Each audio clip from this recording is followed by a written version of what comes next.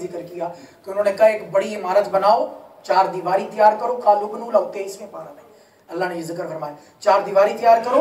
قالوا بنوا لہو بنیانا فالقوا فی الجحیم، اور پھر حضرت ابراہیم علیہ السلام کو اس بھڑکتی ہوئی اس میں آگ کو بھڑکایا جائے اور اس کو پھر آگ کو بھڑکتی ہوئی آگ میں ڈال دیا جائے۔ دوسری جگہ قرآن نے کہا قالوا حرقوه وانصروا آلہتکم ان کنتم فاعلین، کہنے لگے کہ آپ کو جلا دو، وانصروا آلہتکم ان کنتم فاعلین، ان کا احمقانہ اور بے وقوفانہ جملہ قرآن نے نقل کیا، کہنے لگے اپنے خداؤں کی مدد کرو، ان کنتم فاعلین اگر تم نے کچھ کرنا، یہ کیسے خدا ہے؟ ادھر مسلمانوں کا خدا مسلمانوں کی مدد کرتا ہے اور یہ اپنے خداؤں کی مدد کر رہے ہیں، وانصروا آلہتکم، حالانکہ وہ خود ان کی مدد سے عاجز ہے، خود ان کی مدد سے قالوا حرقوه وانصروا آلہتکم، کہنے آگ میں جلا دو۔ مختصر یہ وہ جس شخص نے یہ مشورہ دیا تھا حضرت ابراہیم علیہ السلام کو آگ میں ہنون نامی شخص جو تھا قبیلہ کرات کا، اللہ نے اس کو اس مشورے کی بنا اس کو یہ سزا دی کہ اس کو زمین میں دسا دیا اور قیامت تک وہ زمین میں دستا چلا جائے گا، یہ سزا دی اس کو۔ مختصر یہ نمرود نے حکم دیا سب کو، ہر خاص و عام کو حکم دیا اور کہا 30 گز لمبی اور 20 گز چوڑی 4 دیواری تیار کی جائے، 30 گز لمبی اور 20 گز چوڑی 4 دیواری تیار کی جائے، اور حکم یہ دیا ہر خاص و عام کو حکم یہ دیا کہ سب مرد عورتیں بوڑھے بچے سب کو حکم ہے کہ وہ لکڑیاں جمع کریں اور اس 4 دیواری کو لکڑیوں سے بھر دیں، اور کہا جس نے اس حکم کی نافرمانی کی اس کو بھی حضرت ابراہیم علیہ السلام کے ساتھ جو ہے وہ آگ میں ڈال دیا گا، حتیٰ کہ پوری قوم سارے لوگ بوڑھے بھی مرد بھی عورتیں بھی بچے بھی لکڑیاں جمع کرنے میں لگ گئے۔ ایک پورا مہینہ لکڑیاں جمع کی گئی، لکڑیاں کٹی گئی اور اس 4 دیواری کو لکڑیوں سے بھر دیا گیا، تاکہ جو بیمار عورتیں تھیں انہوں نے یہ منت مانی، یہ نظر مانی کہ ہم لکڑیاں جمع کریں گے حضرت ابراہیم علیہ السلام کو جلانے کے لیے تو ہمیں صحت مل جائے گی۔ اس منت کو بنیاد بنا کے انہوں نے بھی لکڑیاں جمع کی، بیمار عورتوں نے بھی، تاکہ ہمیں صحت مل جائے۔ مختصر یہ ایک پورا مہینہ لکڑیاں جمع کی گئی اور پھر اس کے بعد اس 4 دیواری کو 30 گز لمبی اور 20 گز چوڑی 4 دیواری کو لکڑیوں سے بھر دیا گیا اور پھر اس میں آگ لگا دی گئی۔ اب ذرا عالم تصور میں وہ منظر لائیں کہ اس قسم کی 4 دیواری ہو، 30 گز لمبی 20 گز چوڑی 4 دیواری ہو، اور اس کو پھر پورا مہینہ لکڑیاں جمع کی لکڑیوں سے بھر دیا جائے اور پھر اس میں آگ لگا دی جائے تو وہ کس قدر شدید حرارت والی آگ ہوگی اور بھڑکتی ہوئی آگ ہوگی۔ آیات میں آتا ہے کہ اتنی بھڑکتی ہوئی وہ آگ تھی کہ بلندی سے اس آگ کے اوپر سے بلندی سے کوئی پرندہ گزرتا تو وہ بھی جل کر راکھ ہو جاتا، اتنی اس کی شدت تھی، اتنی اس کی حرارت تھی۔ مختصر یہ کہ جب آگ تیار ہو گئی پھر حضرت ابراہیم علیہ السلام کو باہر لایا گیا۔ کس حال میں لایا گیا؟ اب ذرا عالم تصور و منظر لائیں کہ پیروں میں بیڑیاں ڈال کر، ہاتھوں میں ہتھکڑیاں ڈال کر، گلے میں توق پہنا کر اس حالت اور اس عالم اور کیفیت میں آپ کو لایا گیا۔ ایک طرف کفر ہی کفر ہے، باطل ہی باطل ہے، کوئی رب کا نام لیوا نہیں، اور ایک طرف یہ فرد واحد اللہ کے پیارے خلیل حضرت ابراہیم علیہ السلام رب کی محبت میں غرق ہو کر، اس کے عشق میں فنا ہو کر اپنی جان کی قربانی پیش کرنے جا رہے ہیں۔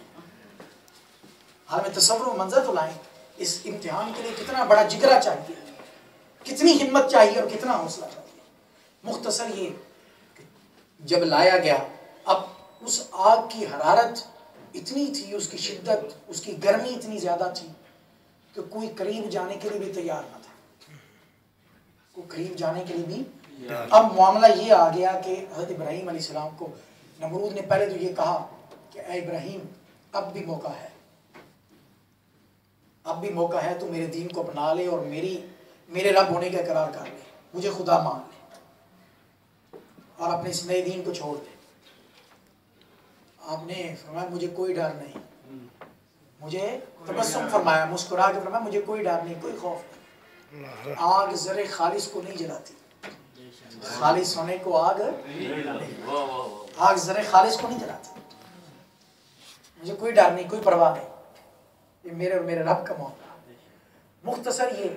اب اس وقت یہ پریشانی لائے کوئی کہ حضرت ابراہیم علیہ السلام کو کیسے ڈالا جائے، اب اس کا کوئی حل نہیں مل رہا تھا، تو شیطان دشمن انسان، شیطان دشمن انسان بزرگانہ لباس میں نمرود کے پاس آیا، نمرود نے اس کا آنا مبارک خیال کیا، بزرگانہ لباس میں آیا، پوچھا تم کون ہو؟ اچانک کہاں سے وارد ہو گئے؟ کہ میں بڑی دیر سے تیری خدمت میں مشغول ہوں، بڑی دیر سے تیری خدمت میں مشغول ہوں، تیری خدمت کر رہا ہوں، اور اب میں نے دیکھا کہ تو اور تیرے یہ لوگ سارے پریشان ہیں، حضرت ابراہیم علیہ السلام کو آگ میں ڈالنے کے لیے کوئی طریقہ نظر نہیں آ رہا، تو حل ذہن میں نہیں آ رہا۔ شیطان نے دوزخ پر منجنیق بنی ہوئی دیکھی تھی، منجنیق ایک سمجھ لیں کہ آلہ ہے جس میں ڈالا جائے اور وہ شاید اس کو کنیکٹ کر دیا جاتا ہے آگے آگ کے ساتھ، اس میں ڈال کے پھر آگے وہ بندہ ڈائریکٹ آگ میں چلا جاتا۔ اس نے وہ بنی ہوئی دیکھی تھی، بنا اس کا طریقہ بھی جانتا تھا، اور اس نے مشورہ دیا شیطان نے، اور اس کے مشورے کے بنا پر وہ بنائی گئی، اور پھر حضرت ابراہیم علیہ السلام کو اس منجنیق میں رکھا۔ اب یہ منظر پوری کائنات دیکھ رہی، زمین بھی دیکھ رہی ہے، آسمان بھی دیکھ رہا، پہاڑ بھی دیکھ رہے ہیں، فرشتے بھی دیکھ رہے ہیں۔ جب حضرت ابراہیم علیہ السلام کو اس منجنیق میں ڈالا گیا اور آپ آگ کی طرف روانہ ہونے لگے، تو جب ساری کائنات یہ منظر دیکھ رہی ہے، آسمان، زمین، فرشتے، پہاڑ، رب کی بارگاہ میں رو رو کے عرض کرنے لگے مولا یہ کیسا عجیب ماجرا ہے کہ ایک طرف پوری دنیا ایک طرف ہے، پوری دنیا ایک طرف باطل ہی باطل ہے، کفر ہی کفر ہے، اور ایک طرف تیرا یہ سچا پکا فرد واحد ایک ہی بندہ جو تیرا نام لیوا، اور اس کو بھی آگ میں ڈالا جا رہا۔ رو رو کر اللہ کی بارگاہ میں عرض کرتے ہیں مولا تو ہمیں اجازت دے، ہم تیرے اس پیارے خلیل کی مدد کرنا چاہتے ہیں، ہم تیرے اس پیارے خلیل کی مدد کرنا چاہتے ہیں۔ رب نے فرمایا ہاں ٹھیک ہے، اگر وہ تم سے مدد لینا چاہتا ہے تو ٹھیک ہے تم کرو مدد، وہ اگر مدد لینا چاہتا ہے، اور اگر نہیں وہ مجھے چاہتا ہے تو میں اس کو چاہتا ہوں، اگر نہیں وہ مجھے چاہتا ہے تو میں اس کو چاہتا ہوں، یہ میرا اور اس کا معاملہ ہے، تم کون ہوتے ہو جو میرے اور اس کے معاملے میں دخل اندازی دیتے ہو؟ تم نکل جاؤ، سائڈ پہ ہو جاؤ اگر وہ نہیں چاہتا اور مجھے چاہتا ہے۔ اللہ اکبر۔ مختصر یہ سب نے کہا کہ ہمیں حاضری تو لگوانی چاہیے، پیارے خلیل کی بارگاہ میں حاضری۔ پانی کا فرشتہ حاضر ہوا، عرض کرنے لگا اللہ کے پیارے خلیل میرے پاس پانی کے جملہ خزانے، سارے خزانے میرے پاس ہیں پانی کے، رب نے مجھے دیے ہیں، آپ کا بس ایک اشارہ چاہیے، ایک اشارہ چاہیے، ایک اشارہ بس ہونے کی دیر ہے، اس آگ کو انن فنن بجھا دوں گا اور ان تمام لوگوں کو غرق کر دوں گا۔ آگ کا فرشتہ حاضر ہوا، اس نے عرض کی اے اللہ کے پیارے خلیل میرے پاس آگ کا سارا کنٹرول ہے، میرے پاس آگ کا سارا کنٹرول رب نے مجھے اختیار دیا ہے۔ آپ ہوا کے فرشتے بھی ہوئے، حاضر ہوئے، میرے پاس ہوا کے سارے خزانے آپ موجود ہیں اللہ تعالیٰ کی توفیق سے اور اس کی قدرت سے، بس آپ کا اشارہ چاہیے، یہی آگ اڑا کے ان پہ ڈال دو اور ان کو غرق کر دو، تباہ برباد کر دو۔ سب نے اپنی اپنی حاضری لگوائی، اللہ کے پیارے خلیل نے سب کو یہی جواب دیا فَحَلُّوا بَيْنِي وَبَيْنَا، میں رب کا ہوں، رب میرا ہے، یہ میرے اور میرے رب کا معاملہ ہے، تم کون ہوتے جو اس میں دخل اندازی کرتے ہو؟ نعرہ تکبیر، اللہ اکبر، نعرہ رسالت، یا رسول اللہ۔ سب حاضریاں لگوا رہے تھے، تو حضرت سیدنا روح الامین جبریل امین علیہ السلام کہ میں پیچھے کیوں ہٹوں، میں بھی اپنی حاضری لگواؤں۔ سید الملائکہ، فرشتوں کے سردار روح الامین حضرت جبریل امین علیہ السلام بھی حاضر خدمت ہو گئے، عرض کرنے لگے اللہ کے پیارے خلیل، بالکل آپ آگ کے قریب پہنچ گئے تو عرض کرنے لگے جبریل امین علیہ السلام اے اللہ کے پیارے خلیل اللہ کا حاجہ، کہ آپ کو کوئی حاجت ہے، کوئی مدد کی ضرورت ہے؟ اللہ کے پیارے خلیل فرمانے لگے نعم، ہاں حاجت تو ہے، اما الیک فلا، حاجت تو ہے پر اے جبریل تجھ سے نہیں، حاجت تو ہے پر تجھ سے نہیں۔ جبریل امین علیہ السلام عرض کرنے لگے اللہ کے پیارے خلیل پھر جس کی حاجت ہے اسی کی بارگاہ میں عرض کر دیں۔ تو آپ نے فرمایا علمہ بحالی حسبی من سوالی، علمہ بحالی حسبی من سوالی، فرمایا وہ میرے حال کو خوب جانتا ہے، میرے حال کو خوب جانتا ہے، اس وہاں بتانے کی ضرورت نہیں ہے۔ یہ جملے میں اور آپ نہیں بول سکتے، یہ وہی بول سکتا ہے جو اس درجے پر فائز ہے، اس مقام پر فائز ہے، ہم نہیں کہہ سکتے، ہم اس درجے والے نہیں ہیں۔ علمہ بحالی حسبی من سوالی، وہ میرے حال کو خوب جانتا ہے، حسبی من سوالی وہاں بتانے کی ضرورت نہیں ہے۔ اللہ، یہ تھا ابراہیم علیہ السلام کے ایمان کا درجہ تو دیکھیں، کیفیت تو دیکھیں،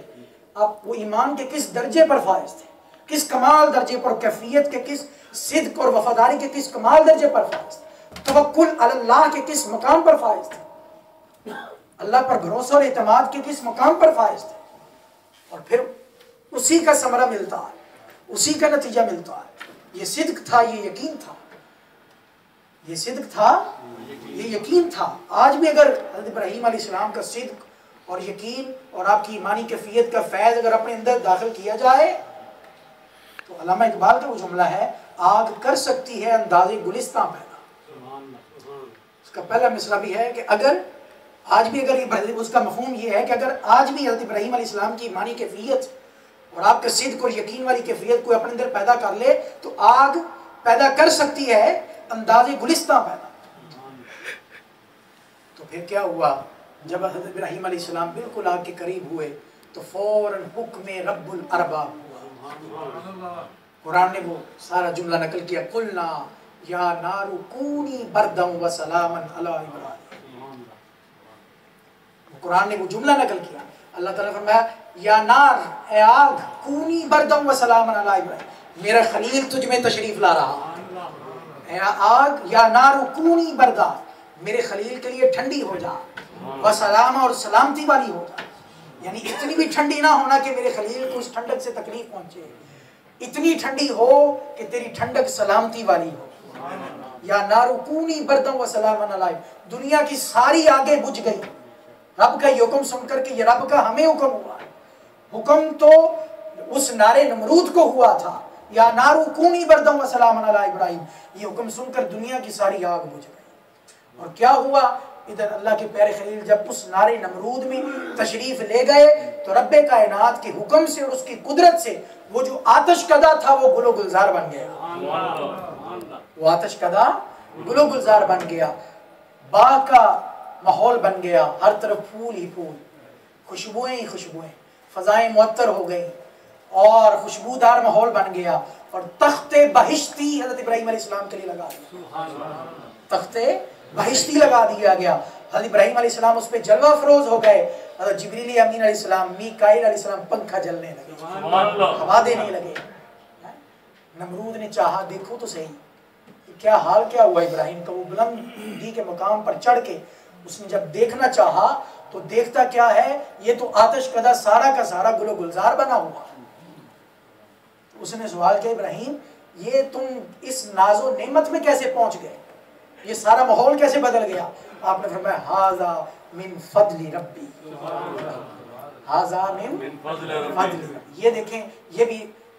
یہ رب کے پیاروں سے ہمیں سبق مل رہا ہے کہ کوئی اس کسی چیز کو اپنا ذاتی کمال نہ سمجھو، جی ھذا من فضل، اسے اپنے اوپر رب کا فضل سمجھو، ھذا من فضل۔ حضرت سلیمان علیہ السلام کا بھی جملہ قرآن نے نقل کیا، جب وہ ملکہ بلقیس کا تخت لایا گیا تھا پلک جھپکنے سے پہلے، تو حضرت سلیمان علیہ السلام نے بھی یہی جملہ بولا تھا، ھذا من فضل ربی۔ آپ کا امتی جب پلک جھپکنے سے پہلے ایک دور دراز مقام سے وہ تخت جب پلک جھپکنے سے پہلے حاضر کیا حضرت سلیمان علیہ السلام کی بارگاہ میں، تو آپ نے فوراً یہ جملہ کہا تھا، ھذا من فضل ربی۔ حضرت ابراہیم علیہ السلام نے کہا ھذا من فضل ربی۔ نمرود کی بیٹی رغفہ، اس نے بھی خواہش ظاہر کی کہ میں بھی دیکھنا چاہتی ہوں کہ ابراہیم کا کیا حال ہوا۔ نمرود نے منع کیا، اس نے اصرار کیا نہیں میں نے دیکھنا۔ جب اس نے اصرار کیا، نمرود نے اجازت دی۔ جب نمرود کی بیٹی نے دیکھا، اس نے بھی دیکھا کہ منظر سارا بدلا ہوا ہے، پوچھا ابراہیم یہ کیسے ہوا؟